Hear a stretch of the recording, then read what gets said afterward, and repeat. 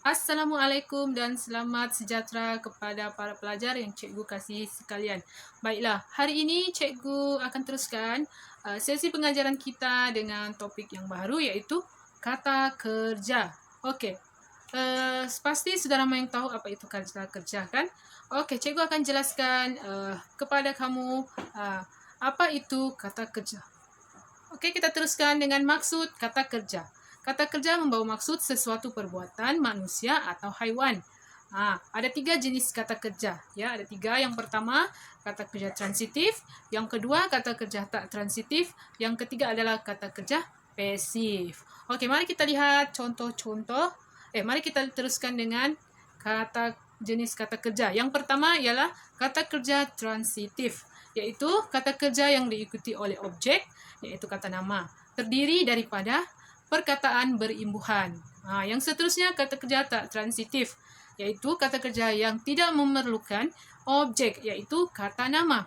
Kata kerja ini boleh berdiri sendiri, terdiri daripada perkataan, bentuk asal dan berimbuhan. Okey, mari kita lihat contohnya. Okey, contoh kata kerja transitif, kita boleh lihat ayah sedang membasuh kereta. Yang kedua, pengetua menyampaikan ucapan. Sonia sedang memasak ayam goreng. Kakak membaca buku. Kamu boleh lihat ya, perkataan yang dihitamkan itu adalah kata kerja. Setiap kata kerja tersebut mempunyai imbuhan men di bahagian hadapan dan juga di bahagian belakang. Dan kamu boleh lihat situ kata nama, kereta, ayam goreng, buku. Itu adalah kata kerjanya di bahagian belakang. Okey, kita beralih kepada contoh kata kerja tak transitif. Kata kerja tak transitif. Adik menangis. Itu yang pertama. Yang kedua, air sungai itu mengalir. Dia membisu. Kamal terjatuh. Ayatnya ringkas saja untuk kata kerja tak transitif. Sebab dia tidak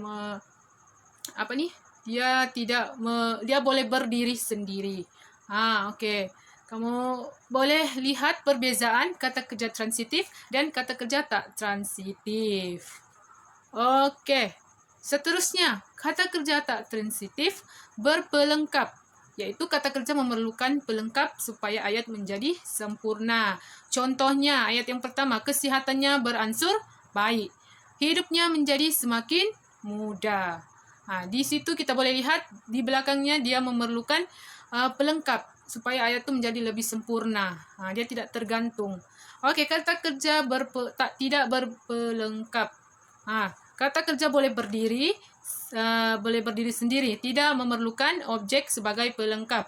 Contoh ayat, bangunan itu roboh. Yang kedua, adik terjatuh. Di situ kamu boleh lihat perkataan yang berwarna merah. Di bahagian belakang dia tidak perlukan lagi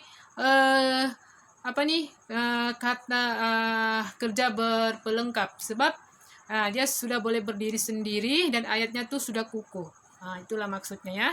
Yang seterusnya, kata kerja pasif membawa maksud terbentuk dari kata kerja transitif yang mengalami proses pendepanan objek. Kata kerja ini dipengaruhi oleh kata ganti nama diri, iaitu yang pertama, kedua dan ketiga. Okey, contohnya kata kerja pasif, kata ganti nama diri pertama dan kedua. Kita boleh lihat ayat biasa dan yang ayat pasif. Ayat biasa, contohnya, saya membaca buku. Yang kedua, kami menonton wayang. Awak menyiapkan latihan. Itu ayat yang biasa. Tapi kalau ayat yang pasif, buku saya baca, wayang kami tonton, latihan awak siapkan. Dia berbeza ya ayat biasa ni dengan ayat pasif. Kalau ayat pasif ni lebih macam ayat penyata. Kalau ayat biasa ni dia macam menerangkan kamu punya perbuatan. Macam itu ya. Okey, seterusnya kata kerja pasif, kata ganti nama diri ketiga, iaitu perlu ditandai dengan di ataupun oleh. Contohnya ayat biasa, Raihan membaca majalah, beliau merasmikan majlis, dia memasak nasi. Kamu boleh tengok tu ya, kata ganti nama diri ketiga, beliau, dia menunjukkan kata ganti nama diri. Bagi ayat pasif pula, contoh ayatnya, majalah dibaca, oleh Raihan. Majlis dirasmikan oleh beliau. Nasi dimasak oleh dia. Masing-masing ayat pasifnya mempunyai oleh. Sebab itu merupakan ayat pasif kena ditambah dengan oleh. Baru dia betul menjadi ayat pasif. Okey, itu sahaja untuk kata kerja. Okey, kita akan beralih kepada kata sendi nama. Baiklah kelas, kita beralih pula kepada kata sendi nama. Okey, kita teruskan dengan maksud apa itu kata sendi nama. Iaitu perkataan yang hadir di hadapan frasa nama dan membawa maksud tertentu. Itu adalah maksud kata sendi nama ya kelas.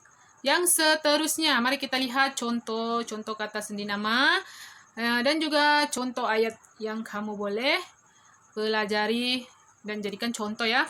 Okey, yang pertama kata sendi nama di. Keterangannya menunjukkan tempat ya. Contohnya, Halimah suka duduk di rumah. Ayah saya sering berada di dalam pejabat. Ibu meletakkan cermin matanya di dalam beg.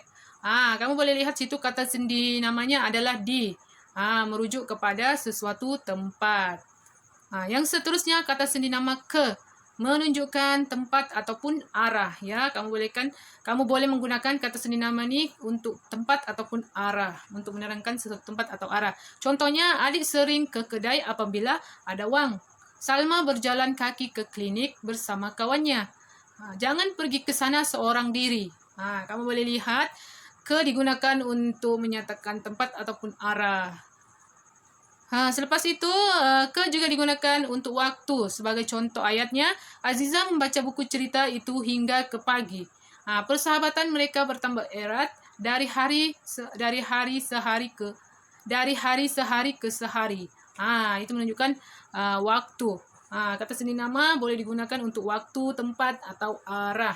Okey, seterusnya kata sendi nama dari. Menunjukkan tempat atau arah. Sebagai contoh ayat, lori-lori itu bergerak dari pasar. Askar Jepun marah dari utara semenanjung Tanah Melayu. Contoh ayat yang ketiga, dari kacamata saya tindakan budak itu wajar. Jadi kamu boleh lihat situ, penggunaan kata sendi nama tu dia merujuk kepada tempat atau arah, lebih kurang sama dengan kata sendi nama ke. Yang seterusnya, kata sendi nama darib juga boleh digunakan ataupun menunjukkan waktu atau masa.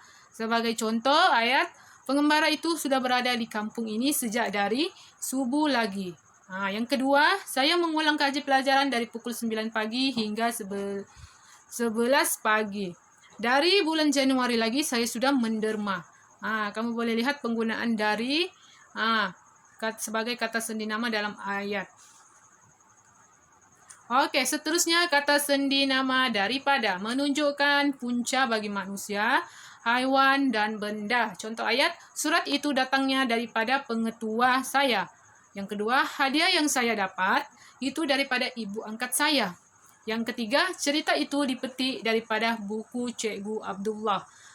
Jelas ya dilihat maksudnya kata sendi nama daripada digunakan untuk menyatakan ayat macam punca. Sebagai penerangan dalam satu ayat. Yang seterusnya daripada juga menunjukkan sumber ataupun masalah sesuatu benda. Contohnya, kolek-kolek itu dibuat daripada kacang hijau. Yang kedua, air boleh didapati daripada buah-buahan. Yang seterusnya, gelas yang dibuat daripada kaca sememangnya cantik. Jelas ya? Okey, kata sendi nama daripada yang seterusnya menunjukkan perbezaan atau perbandingan.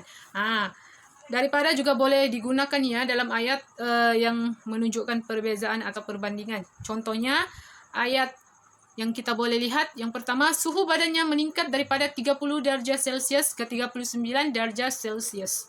Yang kedua, daripada Ali lebih baik Azman. Markah Zulfikar kurang sedikit daripada markah kembarnya. Itu menunjukkan perbezaan ya, perbezaan ataupun perbandingan. Jelas ya? Okey, itu sahaja yang dapat cikgu cikgu jelaskan berkaitan dengan kata sendi nama.